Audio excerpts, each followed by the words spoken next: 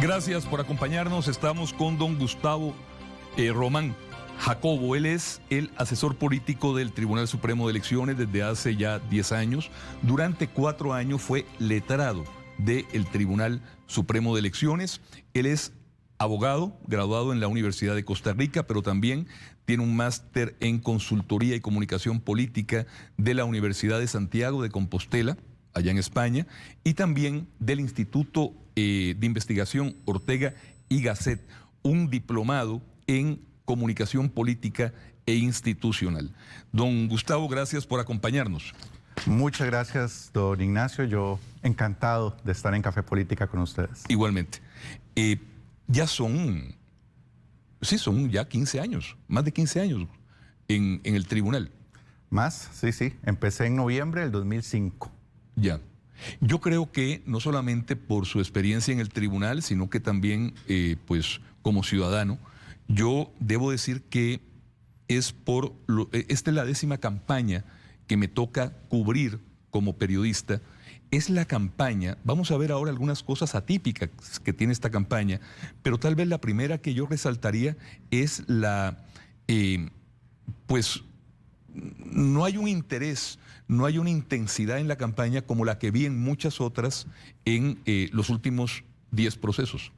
Es verdad. No hay ninguna campaña que sea igual a otra. Todas tienen desafíos y un desafío particular de esta es ese. Nadie escogió que fuéramos a votar en medio de una pandemia, pero es una responsabilidad que tenemos que no se puede posponer y que yo creo que por amor al país y por amor a nosotros mismos tenemos que ser conscientes de que la estabilidad política del país es clave para que nos podamos levantar y salir adelante, y que la renovación democrática del gobierno es fundamental para esa estabilidad política del país. Claro. Menciona, don Gustavo, un dato que tal vez es el más importante que vemos en esta campaña, la singularidad más destacable. Esta es la primera campaña electoral que se va a realizar en el país en medio de una pandemia. Y no solo eso, los expertos apuntan a que a finales de este mes y comienzos de febrero va a ser cuando va a estar en su pico de contagios esta cuarta ola.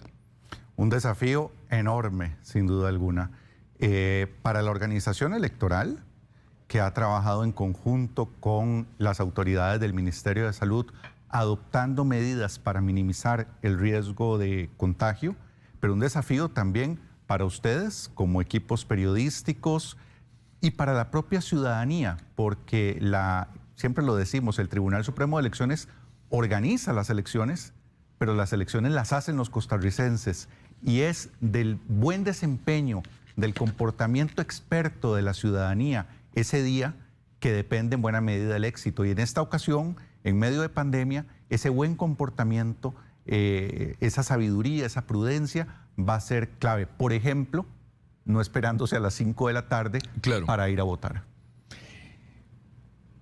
Algunos han hablado de la conveniencia de comenzar antes y terminar una hora después. Eso no se puede hacer. No, y además yo no creo que la dificultad sea la de la participación de las personas a lo largo de las 12 horas. La experiencia que nosotros tenemos es que durante el día hay muchos momentos en los que hay picos de votación. Exacto, también. Y hay otros momentos en los que el flujo de votantes es muy bajo. Quiero decirlo en palabras sencillas, cabemos todos claro, en esas 12 horas. En esas 12 horas. Lo importante sería que no nos arriesguemos dejándolo para las últimas horas de la tarde, porque por las medidas que vamos a adoptar, eso podría provocar que alguna persona se quede sin poder ejercer el derecho al voto. A las 6 de la tarde, solo una persona que esté ya con la papeleta en la mano en el recinto secreto puede acabar de votar. Claro. Qué bueno. La costumbre en muchas elecciones, recuerdo que ha sido que comienza a aumentar la cantidad de votantes a las 2, 3 de la tarde.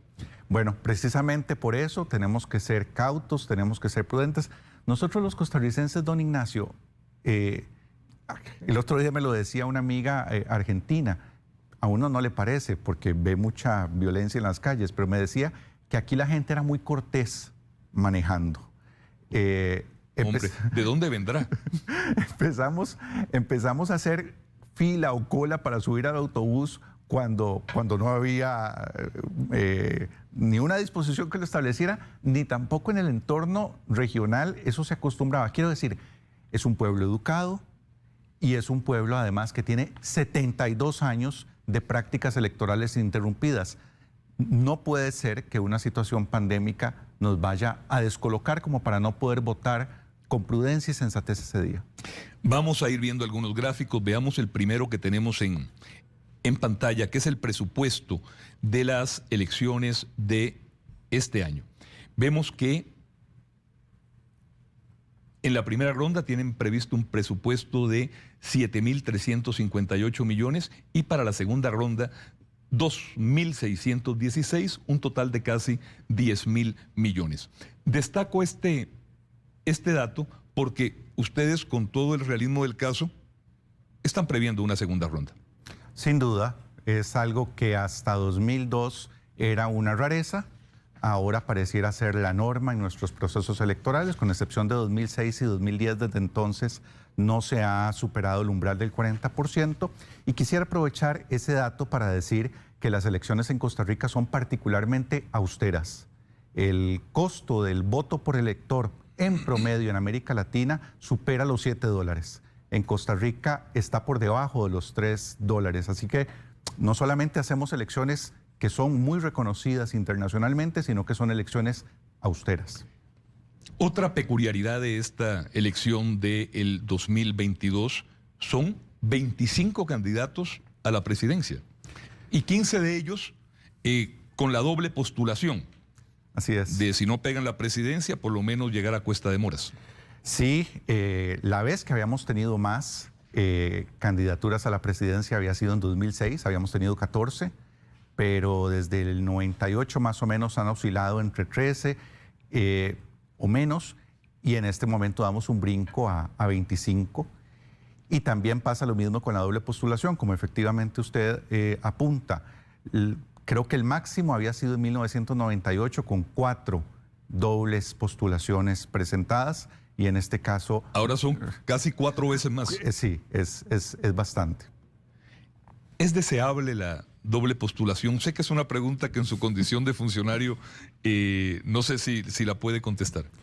Lo que le puedo decir es que es una ponderación política el prohibirla. Es decir, es una decisión de la Asamblea Legislativa y de hecho entiendo que hay un proyecto de ley que lo está considerando. Nosotros en el Tribunal Supremo de Elecciones seremos respetuosos de las reglas que fije la Asamblea Legislativa. Otra consulta que no sé cómo puede usted profundizar o no en ella. 25 candidatos, algunos dicen que es un fortalecimiento de la democracia, que haya tantas opciones. Otros dicen que no lo es y que más bien lo que evidencia es el debilitamiento de los partidos políticos. ¿Cómo lo ven ustedes? Yo lo veo en los dos sentidos y puede sonar contradictorio, pero si lo explico tal vez se comprenda. Evidencia un sistema abierto, que es básico en una democracia. Yo no sé qué tan contentos nos sentiríamos con el escenario de otras democracias, y no hablo de democracias endebles, sino de democracias consolidadas que tienen 250 años con los mismos dos partidos. Claro. Y los ciudadanos tienen que ir por alguno de esos dos partidos a lo largo de 250 años. En Costa Rica no, es un sistema abierto, la ciudadanía tiene la capacidad. No hay impedimentos en el sistema que le impidan a los ciudadanos organizarse y aspirar a puestos de representación política. Fortaleza de la democracia. Dicho eso, es muy llamativo que habiendo tantas opciones, las personas no sientan que esas opciones conectan con ellos. ¿Qué es lo que estamos viendo? Que es efectivamente lo que estamos viendo. Y en ese tanto, sin duda alguna, evidencia también una debilidad del sistema de partidos políticos, de la capacidad de identificación de la ciudadanía con esas agrupaciones. Y eso, sin duda alguna, es un problema. Otro problema que ya casi que es endémico y estructural es el abstencionismo. Vamos a ver este gráfico que nos da los datos de las últimas elecciones, la participación electoral ya en lo que es el nuevo siglo. Vemos cómo el abstencionismo en el 2002 se dispara al 31, después aumenta al 34 en una elección que además fue tan ajustada, en que se ganó por un 1%. En el 10 baja al 31 aproximadamente, se mantiene en el 31 en el 14 y se dispara al 34.3, que es la primera ronda del 18. Sí, porque en la segunda bajó. Exacto. El punto al que voy, cuando vemos este poco entusiasmo, cuando presumimos que tal vez los efectos de la pandemia incidan en algo, uno por lo menos podría decir que no hay razones para pensar que vaya a bajar el abstencionismo. Pues no hay en este momento evidencias de que eso vaya a ocurrir. Hay que ubicar el comportamiento electoral costarricense, sobre todo en dos momentos. De 1962 a 1994, una participación excepcionalmente alta, y es a partir de 1998 que nos ubicamos en este nuevo paradigma de 30 a 35% de abstención. Hay que recordar, lo hace constantemente nuestra presidenta, doña Eugenia Zamora, hay que recordar la diferencia en las reglas, sobre todo cuando se nos compara con otros países, y es que aunque en Costa Rica el voto es obligatorio, no tiene sanciones. Así es. Como sí lo tiene en buena parte de América Latina, en algunos casos sanciones muy significativas. Entonces, aquí las personas votan, las personas que votan lo hacen por su convicción, por su libre decisión, y eso es una reserva de comportamiento cívico importante que ojalá no continúe decreciendo. Vamos a pasar a otro dato que es impresión de papeletas, que lo vamos a tener en segundos en pantalla para la presidencia y vicepresidencias, 3.541.908, y para diputaciones, pues como resulta obvio, entendible y claro, pues la misma cantidad. No, don Ignacio, ahí hay 500, sí. Ahí hay que restarle a las papeletas de diputaciones 51.000, que son las papeletas presidenciales para el extranjero. Claro, porque claro. En el extranjero, por disposición legal, y aprovecho la oportunidad para así compartirlo con los ciudadanos que nos estén viendo, ¿cierto?, en otros países, se vota solamente por la nómina presidencial. Exacto, sí, señor. exacto. Este año no tenía no lo tengo en gráficos, pero el número de votantes en el extranjero también va a ser el más alto que hemos tenido. 51.000. 51.000. Así es, decía un expresidente uruguayo, de la patria peregrina, que no por peregrina es menos patria. Sí, qué bueno que es una significativa patria peregrina, por ejemplo, en los votantes que vemos, por ejemplo, de Perú, de Ecuador, de Colombia, que votan en otros países. Así es. Que son cantidades a veces de millones. Nosotros tendremos grupos de votantes muy elevados, por ejemplo en Nueva York, si no me traiciona la memoria, 14.000 personas, y luego grupos muy pequeñitos, en Ankara creo, 6 personas. Vamos a ver los integrantes de la Junta Receptoras de Votos, que para este año son 18.806. Bueno, la previsión que tuvo el Tribunal Supremo de Elecciones de la figura del auxiliar electoral ha sido clave para garantizarle a los costarricenses algo que es fundamental en una elección, y es que todas las mesas de votación abran. A cargo de las mesas estarán los miembros de mesa propuestos por los partidos políticos. Pero si faltaran miembros de mesa propuestos por partidos políticos, tenemos esa posibilidad operativa en todo el país para que los auxiliares reclutados y capacitados por el Tribunal Supremo de Elecciones asuman el control de la mesa y garanticemos una jornada ininterrumpida. ¿En una mesa podrían estar 25 representantes de los 25 partidos? No es predecible, pero... Es algo tan imaginable como una participación electoral del 100%. Pero bueno, técnicamente no es descartable. No, la contingencia en este momento, en relación con el tema del aforo, no sé si quepa la palabra, dentro de una junta receptora de votos, es limitar el ingreso de los observadores nacionales e internacionales, pero el de los fiscales partidarios no es viable hacerlo. A propósito de los 25 candidatos, Andrés Martínez me manda este dato que es muy importante. En la segunda ronda del 18, a las 8:11, ustedes estaban dando el 90% de las juntas procesadas. Sí, fue un impacto eso. Sí, le comento que entre muchas otras personas a mí me impresionó cuando vi tan pronto y tanto. Sí, sí. Y le agradezco que toque el tema, don Ignacio, porque me permite comentar algo que hemos comunicado al país en las semanas anteriores. Lo empezó haciendo nuestra presidenta, doña Eugenia Zamora. En esta ocasión, por las circunstancias pandémicas, pero sobre todo por la cantidad de candidatos que hay, es esperable que tengamos un primer corte con un porcentaje bastante más bajo de mesas procesadas. Y además, más tarde de lo normal también. Eso puede ser, no mucho más tarde, pero el tribunal está valorando que podría ser entre 8:30 y 9 de la noche. Normalmente es a las 8:15 de la noche que tenemos que comienza la sesión solemne. Hay que explicar en esto que aunque el sistema de transmisión de datos en Costa Rica sigue siendo el mismo del 18 y del 14 y es muy eficiente y muy austero, por cierto, la transmisión de datos no empieza hasta que concluya el trabajo de la Junta Receptora de Votos. Por supuesto. Y hay que hacer el conteo de 25. Claro, ese trabajo incluye llenar un libro que se llama el Padrón Registro, que entre otros documentos tiene un acta de cierre, tiene una certificación de resultados, tiene un mensaje de transmisión en el que hay que ponerle a cada partido político con números y con letras la cantidad de votos, que hay que dividirlos en grupitos dentro del aula. Bueno, todo eso, todas esas operaciones aritméticas y todo ese llenado a mano de ese libro no será con 13 candidatos como en 2018, no será con 2 como en las segundas rondas, sino que será con 25. Y además con casi 3,5 millones de votantes. Así es. ¿Cuánto es?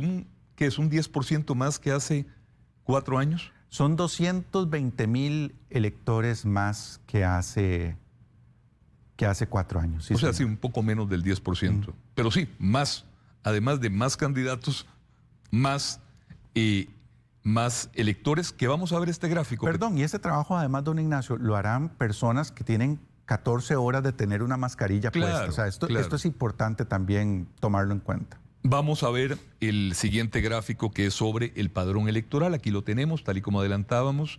Este año tenemos casi 3,5 millones, exactamente 3,491,075 electores.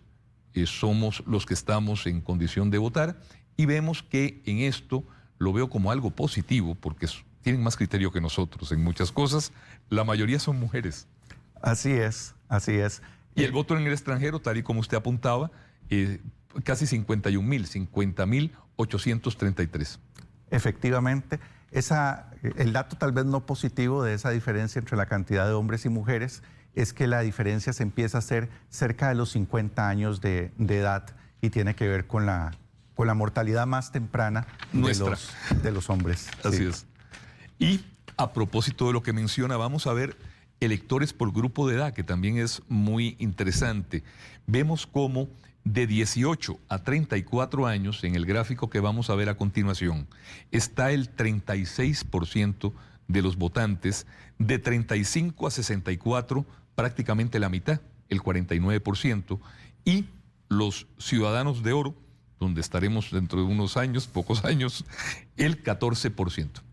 Es un padrón que se ha hecho más adulto y menos joven. Así es. Si uno lo compara con los padrones electorales de elecciones anteriores, ve cómo progresivamente el grupo de electores jóvenes es cada vez menor.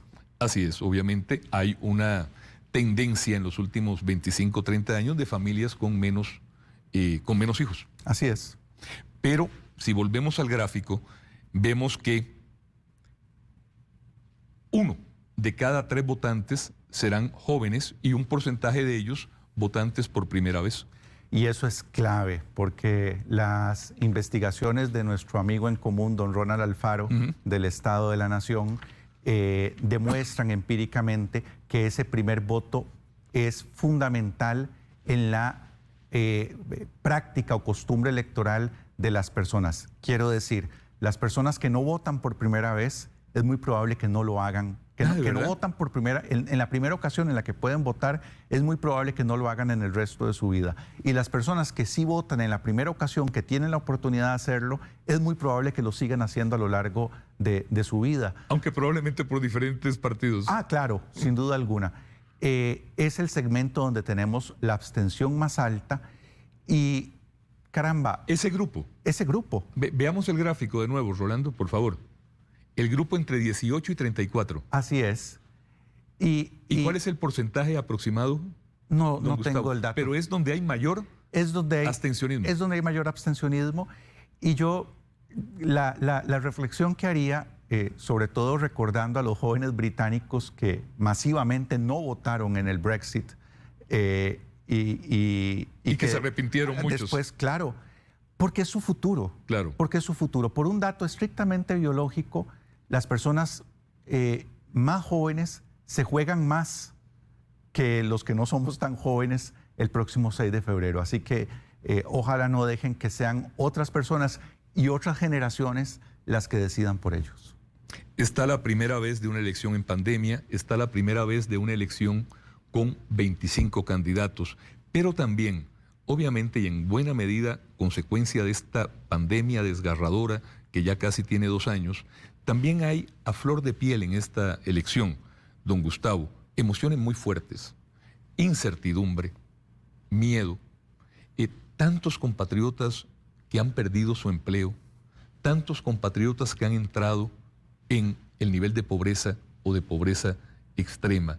Es decir, hay también emociones intensas, fuertes, que no hemos visto con tanta fuerza en elecciones anteriores. Totalmente de acuerdo con ese diagnóstico, don Ignacio, y es muy importante que seamos conscientes los ciudadanos de que eso es así, porque estoy completamente seguro que habrá estrategas políticos detrás de las campañas y también no estrategas políticos, personas ajenas al propio sistema político que son conscientes de esto y que lo van a intentar aprovechar, que van a intentar utilizar nuestras emociones en contra de nosotros mismos. En el mundo de las redes sociales, en el mundo de la posverdad y de las noticias falsas, es muy importante que los ciudadanos seamos conscientes no solamente de la necesidad de informarnos y de buscar fuentes de información para tomar una buena decisión electoral, sino que también seamos muy conscientes de la gestión de nuestras emociones y de que hay actores que van a buscar utilizarlas para llevar agua a su molino. Por cierto, vamos a entrar a ese tema ahora, pero el otro día que hablaba con doña Eugenia Zamora, la presidenta del tribunal, busqué un dato que es una elección que se dio en julio del año antepasado en República Dominicana. En esa elección, es la elección con el mayor nivel de abstencionismo desde la elección del 61 en la que participó Trujillo. Es decir, en esta elección con pandemia en República Dominicana en julio del 2020, el nivel de abstencionismo fue un 45%. Menciono ese dato para agregarlo a lo que habíamos estado hablando hace un rato. No es una motivación, sin duda alguna, para ir a votar la situación pandémica. Yo el llamado que le haría a las personas, a los costarricenses, es que en pandemia asumimos riesgos también con cuidado.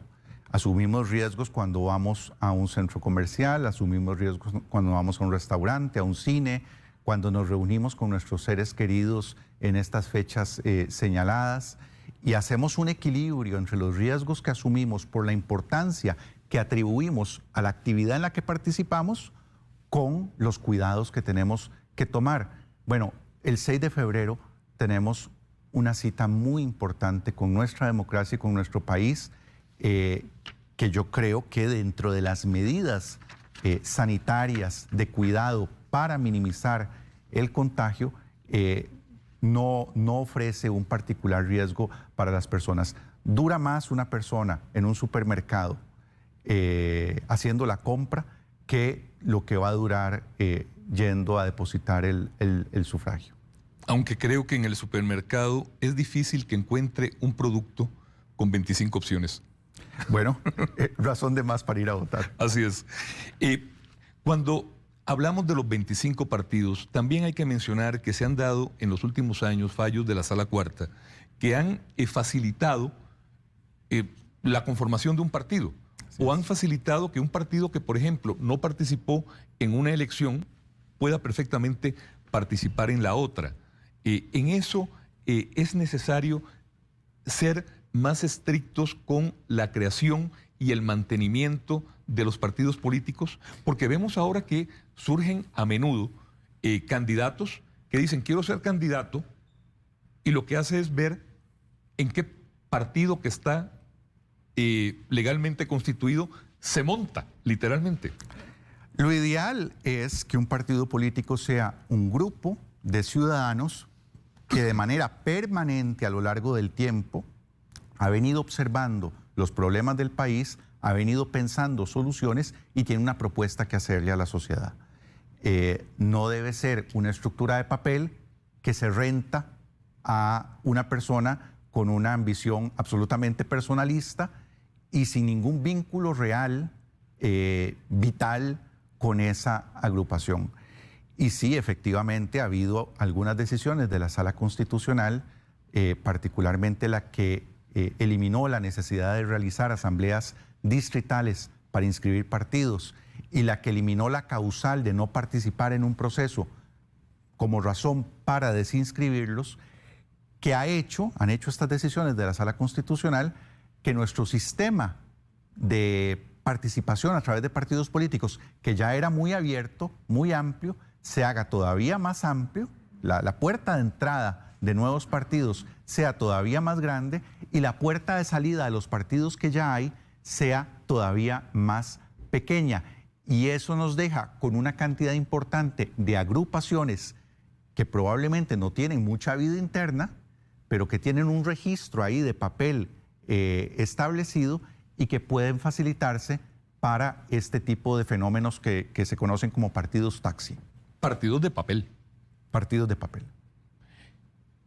Hay otra situación que conforme vemos las elecciones, las últimas 2, 3 elecciones, también es algo que va en aumento, y es las noticias falsas y las campañas de desinformación. Ante eso, el tribunal tiene que tomar medidas, pero también yo creo que todos nosotros también, y creo que son muy claras los criterios para determinar qué información es digna de tomar en cuenta, aunque no se comparta lo que indica la información y cuál no. ¿Cómo se prepara el tribunal? Bueno, hemos hecho un esfuerzo sobre todo en fortalecer el músculo de pensamiento crítico, cognitivo de la ciudadanía para enfrentar el fenómeno. Porque aquí el riesgo, en otras latitudes, ha sido aprovechar el fenómeno de las noticias falsas como una excusa del Estado para restringir libertad de expresión, claro, o libertad de prensa. El Tribunal Supremo de Elecciones ha apostado por reforzar su comunicación institucional de la mano con la prensa, porque entendemos que el periodismo profesional sigue siendo un muro de contención frente a los fenómenos de desinformación. Hemos desarrollado nuestro programa Votante Informado con una serie de herramientas informativas, desde una aplicación de descarga gratuita hasta nuestro sitio web, ofreciendo información comparable de las distintas candidaturas, y hemos puesto a disposición de la ciudadanía un curso que se llama Ciudadanía Digital Responsable. Es un curso que las personas pueden hacer desde la comodidad de su hogar, a su tiempo, en su horario, a su ritmo, y que les da herramientas, por ejemplo, para identificar cuando una noticia es una noticia falsa o cuando estamos frente a otra forma de desinformación. Comenzamos, uno habría pensado que ya toda la intensidad de la campaña comenzaría el lunes 3 de enero, el pasado lunes. Y la verdad es que la semana pasada pues no hubo la intensidad a la que estábamos acostumbrados en otros procesos electorales. Creo que en buena medida comienza ya a tomar fuerza la campaña con los debates que están organizando ustedes en el Tribunal Supremo de Elecciones. El primero ayer, el segundo hoy, y el martes y el miércoles se realizarán el tercero y el cuarto, porque por disposición legal, en el caso de las instituciones públicas, le hace obviamente Tribunal Supremo de Elecciones o, por ejemplo, universidades públicas, sí tienen que estar todos los candidatos si se hace un debate. Efectivamente, es un esfuerzo que hacemos para ofrecer sobre todo un contenido informativo, pedagógico y además con un carácter igualitario, que es probablemente el distintivo del debate que nosotros hacemos. No lo vemos como un producto aislado, sino que esperamos que se complemente con las otras herramientas informativas que ofrecemos en nuestro sitio web tse.go.cr y además que se complemente con otro tipo de ejercicios, como por ejemplo los debates organizados por los medios de comunicación privados, claro, que por la libertad periodística que tienen para no invitar a todas las candidaturas, pueden reforzar el elemento de confrontación, que también es muy saludable, es clave en un debate, y que yo creo que todo junto da muchas opciones de información para la ciudadanía. Al inicio, don Gustavo, usted lo decía, cada elección tiene su complejidad, tiene sus peculiaridades, tiene sus desafíos, pero yo creo que no exageramos si decimos que la elección del primer domingo de febrero del 2022 va a ser, si no la que más, una de las elecciones con mayores desafíos desde que tenemos nuestro actual sistema electoral. Es un reto muy grande por muchas circunstancias. La situación económica, fiscal del país es delicada. El país tiene que tomar decisiones importantes en ese terreno. Hay discusiones legislativas en este momento que están como en pausa en función de lo que va a pasar ese 6 de febrero. La situación pandémica, sin duda alguna, la cantidad de opciones presidenciales que pueden hacer, que sin duda alguna hacen más difícil para el elector adoptar una decisión, y el fenómeno de la desinformación. Son todos componentes que dotan a esta elección de una enorme complejidad y que exigen de todos y todas que estemos a la altura de las circunstancias. Don Gustavo, de ahora en adelante, ¿qué es lo que debemos esperar? En nada más el inicio de la tregua, que es a partir del jueves. Así es. El jueves antes de las elecciones. Así es, los 3 días antes y el propio día de las elecciones. Esa es la tregua publicitaria. Exacto. Y de resultados de encuestas. Pero antes, desde el lunes anterior, ya no se pueden hacer actividades en sitios públicos, que de todas formas son poquitas las que se podían hacer a la luz de los lineamientos de salud adoptados. Y luego esto funciona como un relojito suizo, tiene que funcionar así. Nosotros ya acabamos la impresión de las papeletas, estamos en el proceso de empaque del material electoral. El sábado 22 de enero, todo ese material tiene que estar en las juntas cantonales de todo el país, 15 días antes de la elección, y el sábado 29 de enero tiene que estar ya en manos de cada junta receptora de votos del país. Ese es un proceso muy importante porque además cada junta, cuando recibe el material, lo abre delante de los distintos miembros de mesa, fiscales partidarios, etcétera, rompe el marchamo de seguridad, revisa que todo esté íntegro, llenan un acta para verificar que todo está correcto, vuelven a marchamar ese saco y no se vuelve a abrir hasta el día de la elección, donde se vuelve a hacer ese proceso de apertura y revisión del material. Por cierto que el otro día en la universidad comentaba sobre el debate que va a organizar Telenoticias y es para el viernes 4 de febrero. Ese es el día que tenemos previsto para el debate presidencial aquí en Canal 7. Y me decían, pero ¿y la tregua? Digo, es que la tregua, que creo que es importante destacarlo, la tregua dichosamente no es para informaciones periodísticas. La tregua es para pauta publicitaria pagada, sea en medios tradicionales o sea en redes sociales, y para difusión de resultados de encuestas. El ejercicio periodístico y el debate, ese ejercicio periodístico también, no está sujeto a ningún tipo de veda temporal. Don Gustavo, los mejores deseos para esta nueva campaña que, como bien sabemos, se va a prolongar hasta abril. A juzgar por, pues no podemos decir como bien sabemos o como bien podemos presumir. Se va a llevar hasta una segunda ronda. Es muy presumible. Muchas gracias por los buenos deseos, don Ignacio, que yo entiendo que son buenos deseos no para nosotros como Tribunal Supremo de Elecciones, como organismo electoral, sino para toda la sociedad costarricense, porque el reto que tenemos no es de la organización electoral ni de los partidos, sino que es de la sociedad. Sin duda. Gustavo Román Jacobo, asesor político del Tribunal Supremo de Elecciones, gracias por acompañarnos, gracias por comenzar con nosotros este nuevo proceso de Café Política. Estaremos entrevistando candidatos a partir de mañana. Ya mañana está casualmente don José María Villalta. Usted sabe que de todos los candidatos que yo he tenido que entrevistar es el único que me plantea cierta ansiedad. ¿Ah, sí? Es que siempre llega tarde. Bueno, esa es la única razón por la que me podría provocar ansiedad un candidato. Pero yo estoy seguro que mañana va a ser muy puntual.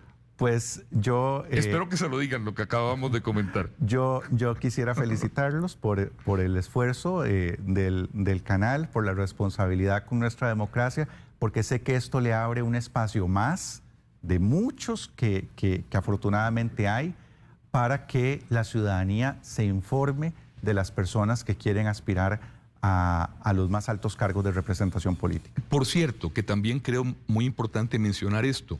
El fin de semana pasado estuve revisando planes de gobierno y a veces no encontraba los planes de gobierno en los sitios de los candidatos o de los partidos, pero sí están en el Tribunal Supremo de Elecciones. Es que era un requisito de inscripción de la candidatura. Que es muy importante destacarlo. Si no venía ese documento, pues entonces no se inscribía la candidatura. Y esto está en favor, nuevamente, del derecho a la información de los ciudadanos. De hecho, voy a comenzar todas las entrevistas a candidatos, bueno, las que haga yo y las que hagan mis compañeros, destacando eso, de que si usted quiere ir a revisar el plan de gobierno de este candidato, de este partido, vaya a la página del Tribunal Supremo de Elecciones. Bueno, muy importante en una democracia es que las personas se hagan responsables de lo que han dicho en el pasado y de lo que han prometido. Y esos documentos son también promesas. Ahí está casualmente nuestro compañero Rolando Arrieta, la está poniendo en pantalla. Ahí están la página del tribunal donde usted puede ir a consultar los planes de gobierno de los 25 aspirantes a la presidencia. La palabra empeñada. Así es. Ojalá siempre sea respetada. Así debe ser. Pero ese es otro tema. Don Gustavo, gracias por haber estado con nosotros y haber comenzado el día tan temprano ya trabajando. No, un honor. Más siendo el primer Café Política de la temporada. Muchas gracias, don Ignacio. Gracias. Las gracias las damos nosotros y el honor es nuestro. Vamos a una pausa, continuamos con Telenoticias y como les decía, a partir de hoy, todas las mañanas tendremos Café Política aquí en Telenoticias. Vamos a una pausa y ya regresamos.